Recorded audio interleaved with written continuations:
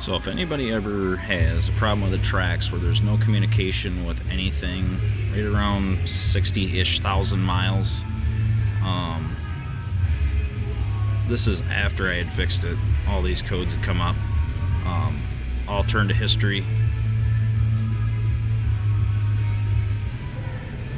Lots and lots and lots of code. Coming originally for no start, no communication. I found out with any module in the vehicle other than the radio. One communication code found that the rear differential control module was causing the GM LAN high speed to go down. Unplugged the rear differential control module, cleared codes, vehicle started.